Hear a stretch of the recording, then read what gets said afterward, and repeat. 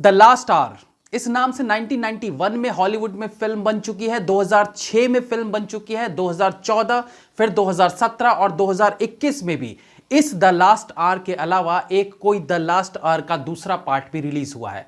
पता नहीं नामों का कोई कॉपीराइट रहा या नहीं। चलिए रिव्यू करते हैं अपनी वाली the last hour. Welcome to पलट तेरा ध्यान किधर है।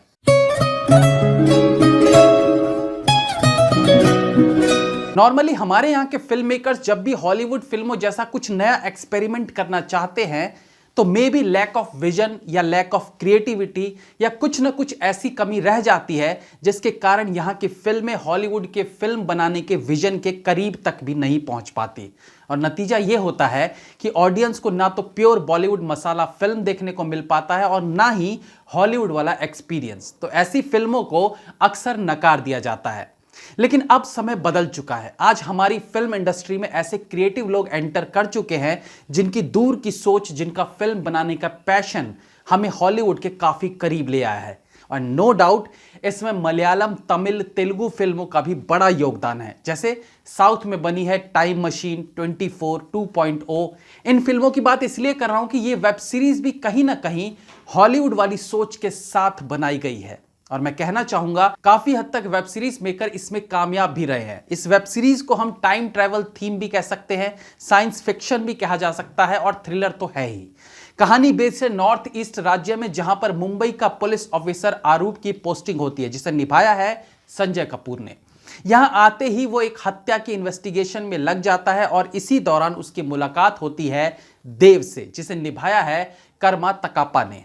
देव की खास बात यह थी कि वो मरे हुए लोगों की आत्माओं से बात कर सकता था, लेकिन वो मरने के 1 घंटे के भीतर ही ऐसा कर सकता है। अब जब कहानी में एक हीरो ऐसी शक्ति के साथ होगा तो उस शक्ति को हासिल करने के लिए एक विलन भी जरूर होगा। कहानी बहुत सारे ट्विस्ट एंड टर्न्स के बाद एक ऐसे मोड़ पर आकर खत्म होती है जहां से आगे रास्ता ही नहीं होता है कि अब आगे क्या, और उसके बाद लास्ट के 5 मिनट सारी कहानी को पलट कर रख देती है। थोड़ा सा विस्तार में क्लाइमैक्स पर आगे बात करेंगे। स्क्रीन प्ले बहुत अच्छा लिखा गया है। हाँ, ये नहीं कहूंगा कि खाना मुंह में लाकर डाल देने जैसा आसान है। ऑफ कोर्स सीन को समझने के लिए आपको अपना दिमाग चलाते रहना होगा, जो कि आजकल के स्क्रीन प्ले का चलन है। इसलिए इन्हें एंगेजिंग स्क्रीन प्ले कहा जाता है, जो कहानी को समझने के लिए आपके दिमाग की भी कसरत कराएगी। जब देव अपनी शक्ति का प्रयोग करके एक मृतक के खून का राज जानने के लिए उसकी आत्मा से बात करता है और उसी दौरान कैसे सुबह हुई एक बातचीत को उस प्रक्रिया के दौरान ऑडियंस को समझाया गया है, वो ऑसम है। मतलब कैसे पिछले सीन में जो सवाल ऑडियंस के मन में रह गए थे उन्हें अगले सीन में बिना बोले बता दिया जाता है। आप वेब सीरीज देखेंगे तो मेरी बात को और बेहतर तरीके से समझ पाएंगे। स्टोरी और स्क्रीन प्ले लिखा है अमित कुमार और अनुपमा मिंज ने।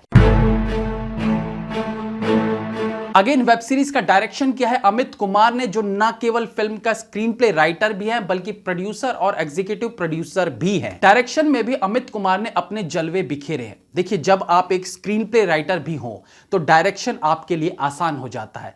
जिसने ऑन पेपर ही पूरी फिल्म को विजुअलाइज कर लिया हो, उसके लिए ग्राउंड पर आकर फिल्म को शूट करना मुश्किल काम नहीं है।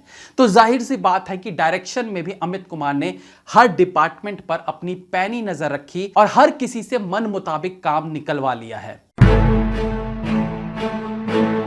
संजय कपूर की एक्टिंग से शुरू करेंगे और वेब सीरीज में उनका रोल एक पुलिस वाले का है। अक्सर वेब सीरीज में पुलिस वाले की पर्सनल लाइफ में कुछ ना कुछ रोड़ा जरूर दिखाया जाता है और अक्सर ये रोड़ा बीवी का होता है। या तो बीवी से पटती नहीं है, या डिवोर्स की नौबत आ गई है, या फिर डिवोर्स हो चुका है। यहां भी कुछ ऐसा ही है, बस स्लाइटली सा डिफरेंट ये है कि यहां बीवी मर चुकी है। संजय कपूर का पहला सीन अचानक से उठना, फिर बीवी की तस्वीर पर नजर, फिर शावर के नीचे, मतलब कट टू कट सारे सीन दिखाते जाना बहुत आम लगा मुझे। बहुत बार इस तरह के सीन्स देखे हैं। और उसके बाद दूसरे कमरे में सो रही बेटी के पास जाना, लेकिन बिना कुछ बोले उसे एक नजर देखकर वहां से निकल जाना बहुत कॉमन सीन था। बट आगे वेब सीरीज कॉमन नहीं थी। संजय कपूर अपने किरदार में ठीक लगे हैं। हालांकि इसे बहुत चैलेंजिंग रोल तो नहीं कहा जाएगा, बट डायरेक्टर ने उनसे मन मुताबिक काम जरूर निकलवा लिया है। कर्मा तकापा, ये इस एक्टर की पहली फुल फ्लैश फिल्म या वेब सीरीज है। इससे पहले ये शॉर्ट फिल्म्स वगैरह बना चुके हैं, लेकिन हल्के में मत लेना। कर्मा टकापा का काम बेहतरीन है। ये बंदा उन्हीं एक्टर्स की कैटेगरी में आता है जो सपाट फेस से ही हंसने, रोने, नाराजगी हर तरह के सीन्स कर लेते हैं। इनके अलावा शाइली कृष्ण और शहाना गोस्वामी का काम भी अच्छा है। और हाँ, विलेन का रोल करने वाले दोनों एक्टर्स रॉबिन तमांग और लनाउकुम एओ भी कहानी में अपनी छाप छोड़ जाने में कामयाब रहते हैं। दोनों कैटेगरीज की बात इसलिए एक साथ कर रहे हैं कि फिल्म बर्फीली और पहाड़ी वादियों में दिखाई गई है, जहां अक्सर कलर्स जो हैं वो ब्लू शेड में, ब्लू टोन में रखा जाता है। फिल्म का लोकेशन खूबसूरत होने भर से बात नहीं बनती, आप कितनी खूबसूरती से उसे अपने कैमरे से ऑडियंस को दिखा पाते हो ये मायने रखता है। यहां कुछ बेहद खूबसूरत सिनेमेटोग्राफी देखने को मिलती है और जिसमें ब्लू टोन इफेक्टिव लगता है, लेकिन उस टाइम ट्रेवल वाली प्रक्रिया के दौरान जिस तरह से सीन को ऑरेंज रंग में रंगा गया है वो सीन को बिलीवेबल बनाता है। VFX का अच्छा इस्तेमाल देखने को मिला है, हालांकि आपको एहसास नहीं होगा कि कहां पर VFX का यूज किया गया है। आत्मा से मिलने वाले सीन्स में आई डोंट थिंक बहुत ज्यादा VFX का यूज हुआ है, बट छोटे छोटे सीन्स जैसे फूटी हुई आंख पर गरम दवाई डालने वाला सीन इफेक्टिव लगता है।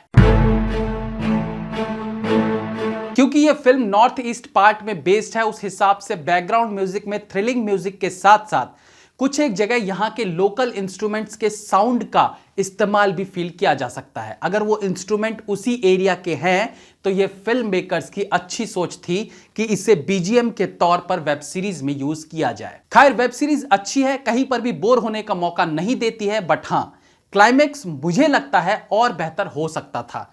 कभी कभी होता है ना कि आप कुछ बहुत ही खूबसूरत सा सपना देख रहे हो और अचानक आपकी नींद खुल जाए और पता चलता है अरे सपना था, तो कई बार ठगा सा महसूस करते हैं। वैसा ही कुछ मुझे यहां फील हुआ, बट स्टिल हो सकता है आपको यह एंडिंग पसंद आए। मेरी तरफ से वेब सीरीज को 3.5 star. Have a nice day.